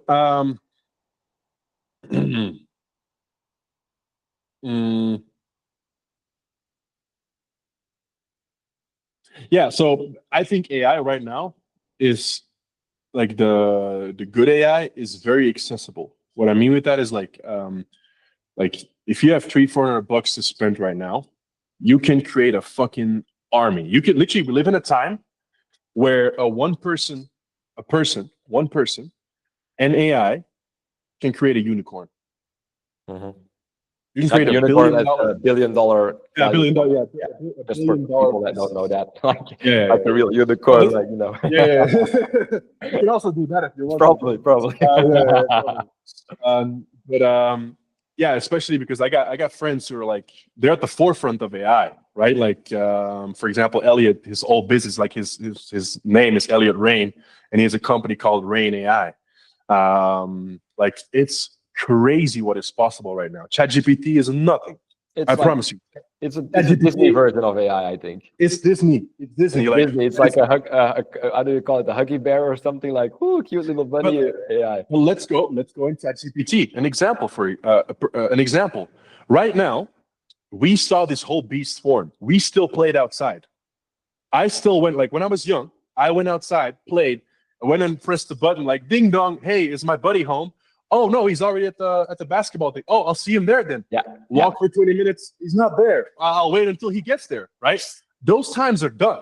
Right. Yeah. Like, so we saw this whole beast form. I remember the first time I saw a DVD. I was like, you put this round thing in that thing, and that comes out.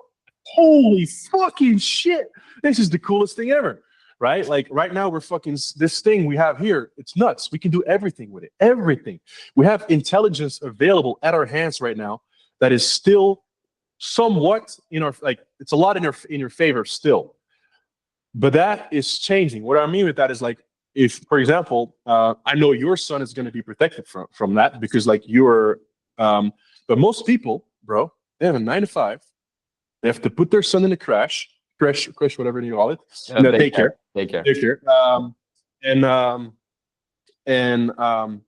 Yeah, sooner or later, bro, these babies are gonna get information, like that's already the case, from a box they call Alexa from the corner, and they see that as truth. That's super dark. That's the truth for them. let me tell you, like, I would say I'm not political at all. I think it's all bullshit. It's all a game. But like, if I would align my personal values and beliefs, I would be more right wing than I would be left wing. That's kind of where I'm at, right? And I tried to prompt ChatGPT to my beliefs, which, if you would like carry it on the scale of right left wing, it's very right wing, right? It weighs more right. And I promise you, bro, every week or two, my team has to go back in and be like, yo, that answer is not an option.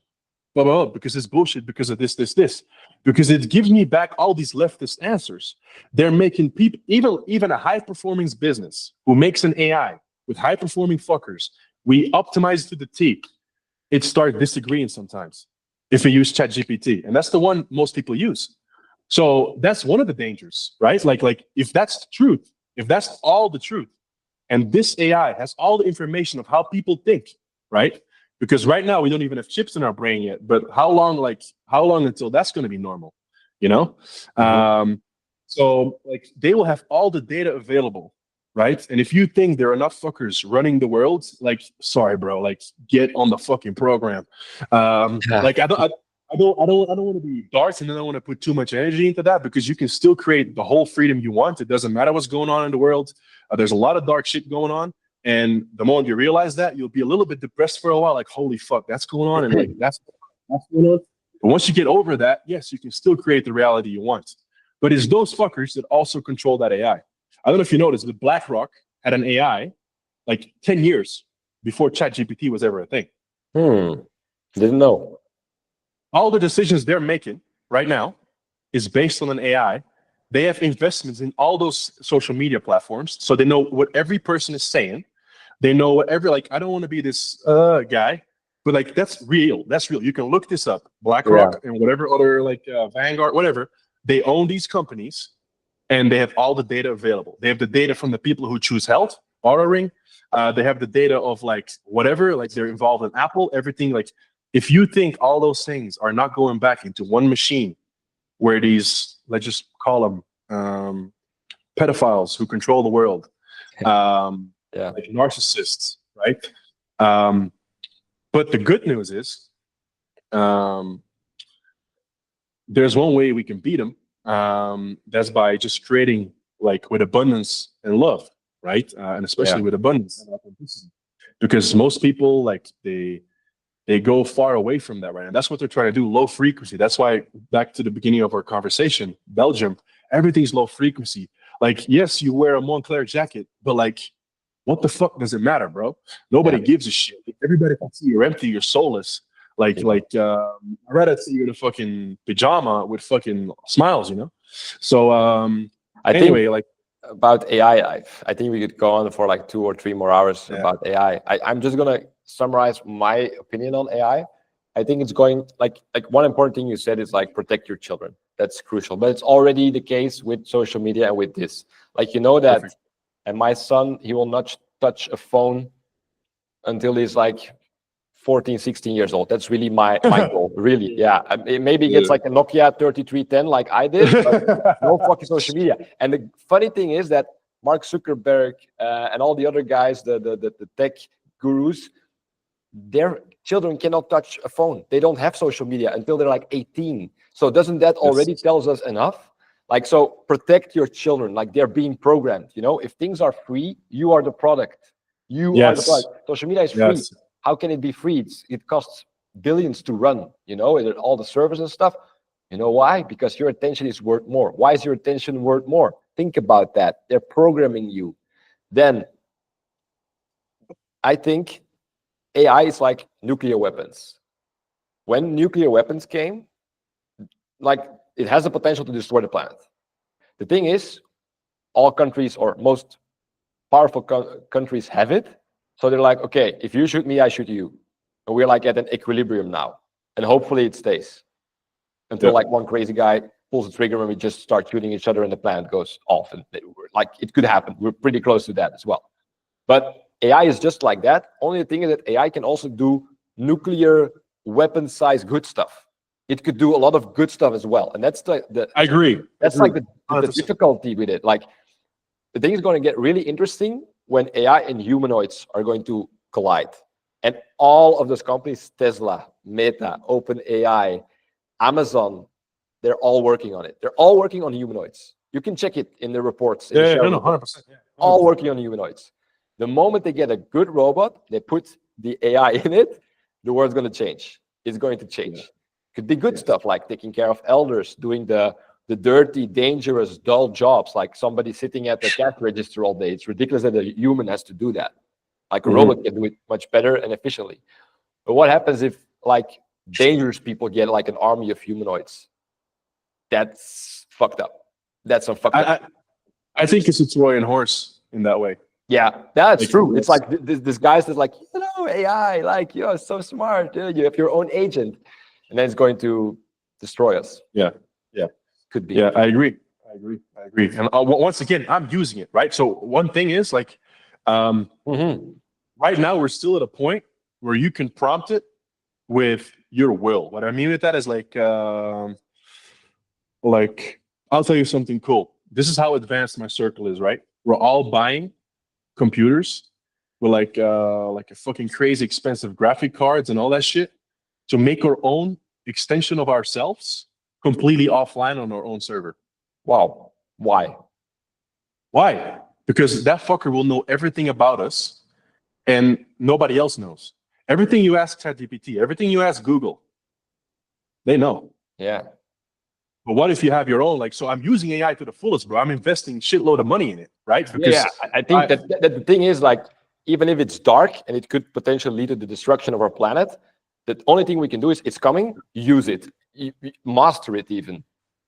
Yeah, that's what I'm doing. Like, my ego was like, I don't need AI. Like, I didn't even have a logo 3 years ago, right? I've been in this business for 7 years. Look at you now.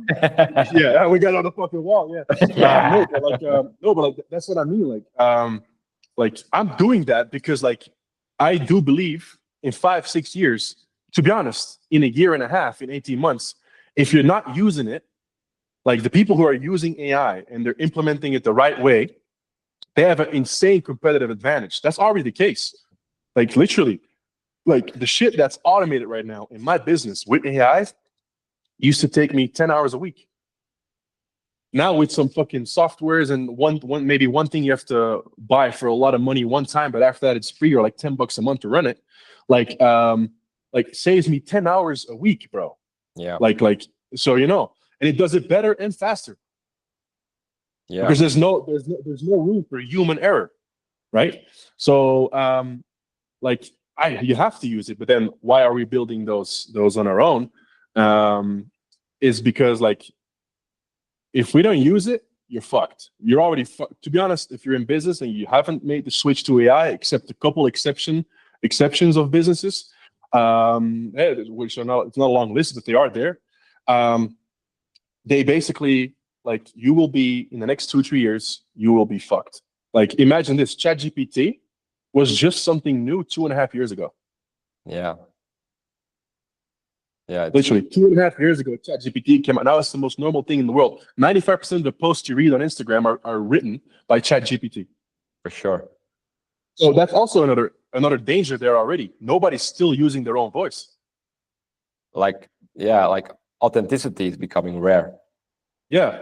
So it's like, but on the other hand, if you don't use it, then like now everybody's the best copywriter, which is cool, but also like it's not the authentic thing. Like the dude you think is that awesome might just be a dude who's good at using AI, and he's retarded in the rest of it. Like, so it's creating a more artificial world, and I think the solution of today is authentic connection, and this is the good part, right? So that's why we are investing in our own AI, who has nothing to do with up there, because we fully control it. What if you have a machine like that, right? That's fully authentic, that is not like programmed to be like, oh, we need to give an answer, boom. That also, how many times you ask something to ChatGPT is like, I'm sorry, I can't answer that. That's without our guidelines. My motherfucker don't have guidelines. So like, yeah. That's like the thing. Like, I think people should think about it. Like, ChatGPT is a company making 10 billions annually. 10 billion. Like, where do they get the money from? It's not all just from some subscription from for 25 euro per month. No, no, no, no, no. It's some No, big no, no. companies that are like, I want to program humans, and I'll give you 2 billion or even more. I want to program them. That's what's happening Yes. behind the scenes. Yes. Yes. Exactly. But that being said, I also think if you're switched on and you realize like, oh my fucking God, like it's time. Like I do still think you can be a nobody today. And if you just like commit and like whatever you see in the world, you think you need to change, whatever you see or whatever you're passionate about, like today is also still a time. Bro, Yeah, there are so many opportunities out there. there Like are literally I a lot of opportunities. Yeah, literally like the idea, like I probably have a fucking $28 billion ideas on my fucking idea card. Like I have idealist. the same, brother. Literally, Like the no, but idealist keeps growing. yeah, but once again, ideas are shit without action, and I can't take action on all of them. So, but like, if you just decide to do something and then like use AI as an authentic extension of yourself, right? Like, so authenticity is the highest frequency, bro. So you look at it like this. Also, back to the thing about optimizing life and optimizing business. So everything in my business is an extension of my authenticity. That's why it fucking works. That's why I've never done marketing. That's why organically I grew my business to levels most people don't even believe when I say it. So that's because I've been authentic and like I've always tried to fucking do the best and I had great intentions, right? And then also that's why I was a little slow to get on the AI train. But once I realized, oh shit, I can use AI as an authentic extension of myself. If you prompt it right, use it right, and say, look, that's the line you don't cross, right? Yeah. Like you're not gonna add tofu in fucking like a nutrition recommendation. No That is not a tofu. line you cross. Tofu is bad, You know, man. you No know alto what I mean? soya. You know what I'm saying? Yeah, exactly. I should put that one in. Definitely not that brand. Nothing from So, Alpro. yeah, you get the point, right? Like, if you do that and you use it the right way, bro, like it's crazy. It's crazy what it does. The good thing is like you have to think about something once, something genius once. You put it in there, you prompt it, and it will always take that into account in the next time you ask it something, right? Like same with like for example, I had a buddy, actually a buddy of mine, his life was saved because he put his blood tests in Chat GPT. His doctor only looked at like, oh, your testosterone's fine, this is fine, blah, blah. I don't remember what he had, but he had a crazy high amount of something that signaled there's something really bad with his liver, right? So for that reason, because he put it in ChatGPT, he was asking like, how can I upgrade my testosterone and I have more energy? ChatGPT said, fuck your testosterone and your energy. Like, This so is the problem. look, that's also good, right? Like we can keep talking about this It's a double-edged sword for sure.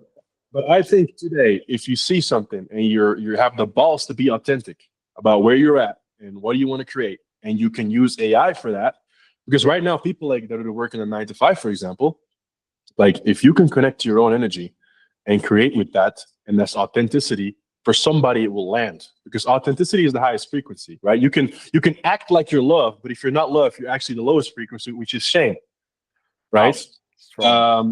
So it's better to be real and shame. That's higher frequency. If you're shamed about something and say it, that's the frequency of authenticity.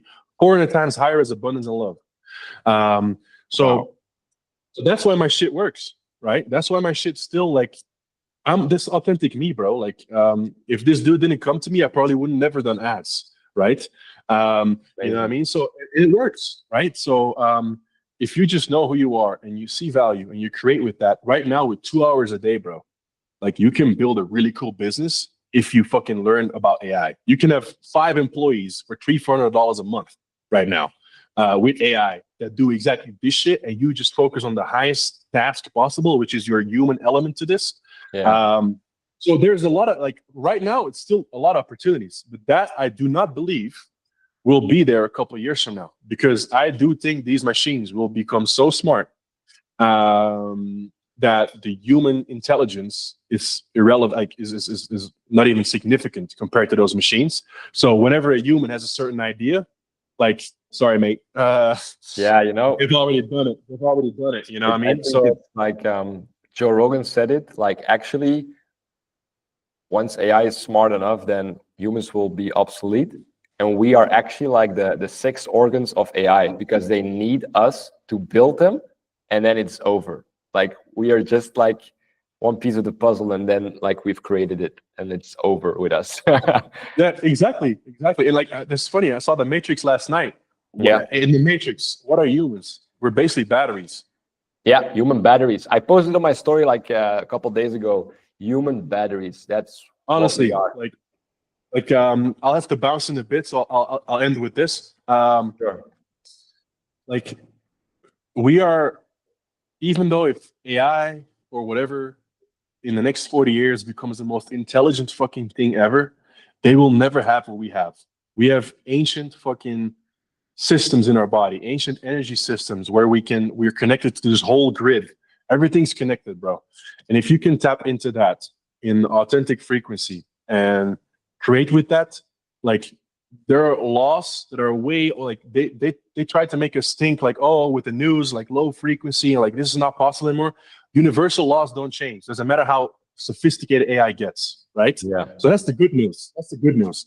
Like, the more people we get, like kind of what I'm doing with my business, the more people we get to this spectrum, like men, especially, because like in Belgium, they don't like to hear that, but we need strong men. We need strong men. Be careful with saying that, Jorn. Yeah. You almost broke a law there. Not a universal one. Those are very aligned with that one. So no, like if we have strong men, and not men like doing shit for ego and stuff like that. No, men who are really aligned with who they are and do the right thing, bro. Like all this AI shit, it doesn't matter. It does not matter. At the end of the day, we will win because we're way more powerful than that. But that's the only problem, is nobody believes that, right? So as dark as I am about what I see for AI, I am then in that case talking about the 99%. Amazing. I personally am not worried about AI for my life. I'm good. I'm chilling.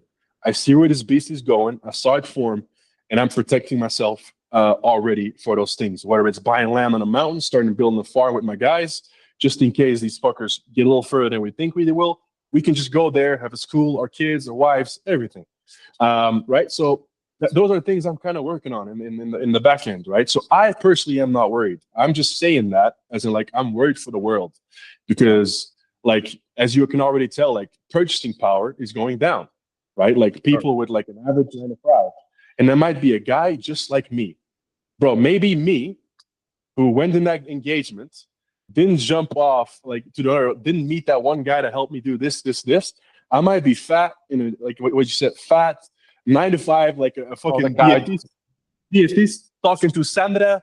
Oh ja, ik heb hier 7 snoepjes te veel gegeten. I ate 7 candies too much. You know, like, I mean, like, nothing wrong with it. Like nothing wrong with Sandra, but like, I might not be able to do what I want to do in my life.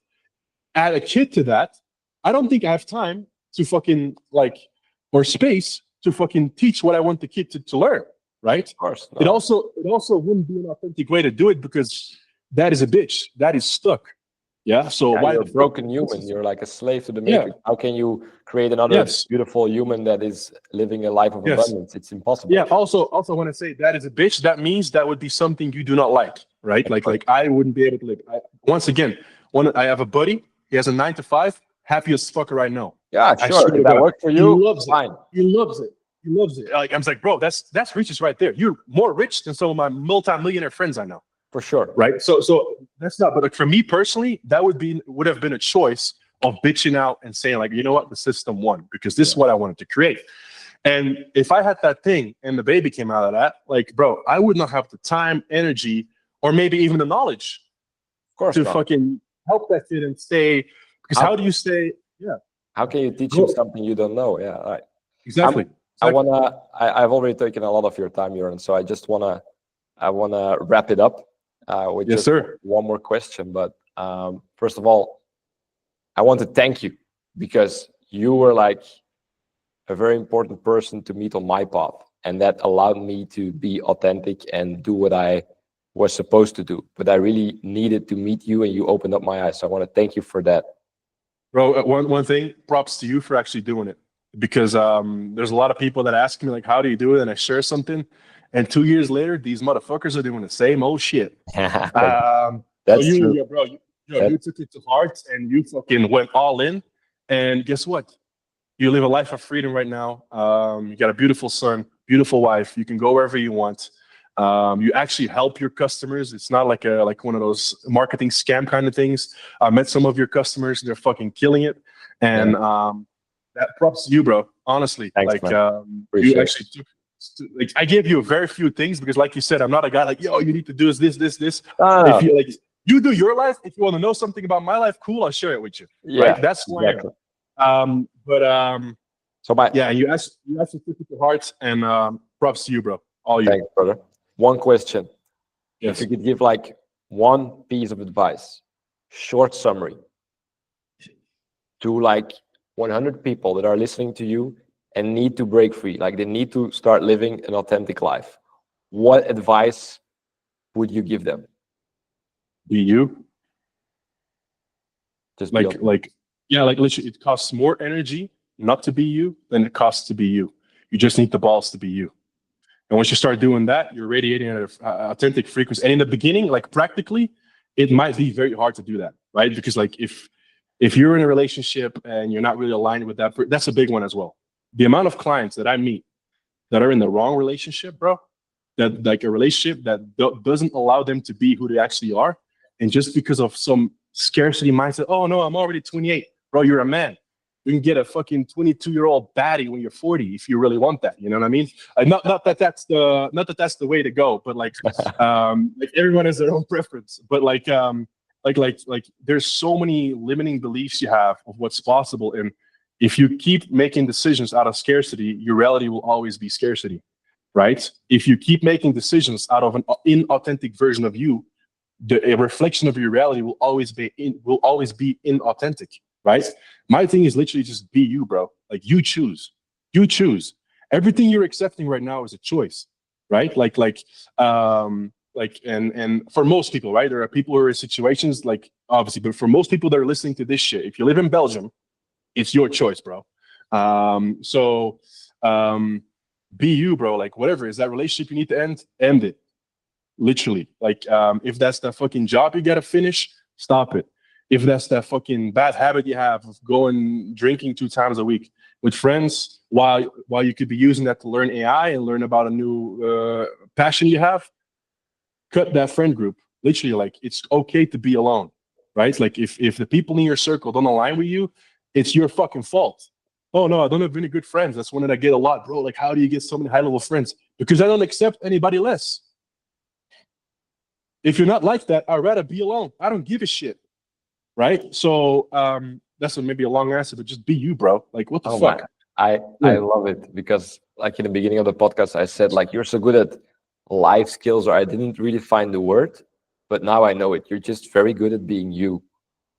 Yes. You are super good at being you. You like you listen to yourself, you know what you want, and then you get it. You have like Yes. no false beliefs, no burdens, and that's that's pure magic, man. Thank you Yeah. so much. I Bro, thank you. It was I really enjoyed it. Yeah, definitely let me know when this stuff goes online. I'll share it. And sure. thanks for having me, bro. It was an No, absolute man, I pleasure. learned so much during this episode as well. So I really appreciate it. Where can people find you, Jorn? Instagram, Jorn van Hooydonk. Yep. And my business is Quantum Performers and Core Peptides. But that will only be official in a few months or maybe a year. We'll see how fast that Sure. process goes. Sure. But yeah, but Jorn van Hooydonk on Instagram and on YouTube. I I'll just make started sure YouTube. I'll make sure people are able to find you. Thank you. Thank you once again, brother. And see you Brother, soon. thanks. Hasta la pasta, dog. Yeah, ciao, ciao. No, bro, thanks. That's cool. Ciao, ciao. Ciao, ciao. Hey there, listener. If you enjoyed this podcast, there's a great chance that you and me have some similarities. Maybe you also want to create a life with more freedom. Maybe you don't want to be stuck in one location all the time. Maybe you want to have more time to spend with friends, family, your wife, your partner, your kids. Who knows? Well, if you don't know where to start and this is your goal, don't worry. I'm here to help because I used to be stuck as well. I used to be stuck in my business. I used to hate my job. I used to not have any energy or passion to achieve my goals, and I used to not make the amount of money I wanted to make. And let me tell you, everything has changed now. I can literally say that I'm living my dream life. And I want to help others achieve the same thing. That's really what I want to do. That has become my goal because I have an online business and I make a good amount of money. But the impact that I can make by changing someone else's life, that gives me true fulfillment.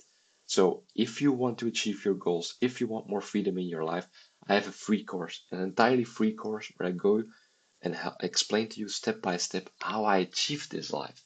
And it was a very messy process when I went through it myself, but after thinking about it for a very long time, I made the steps very, very clear. And it's literally a process that you can follow to exit this matrix that we call life and to really start living life as it was supposed to be. So check out the link in the description where you can join our community and follow the free course. And I hope you get some value out of it. And I hope to see you in the next podcast episode. Bye bye.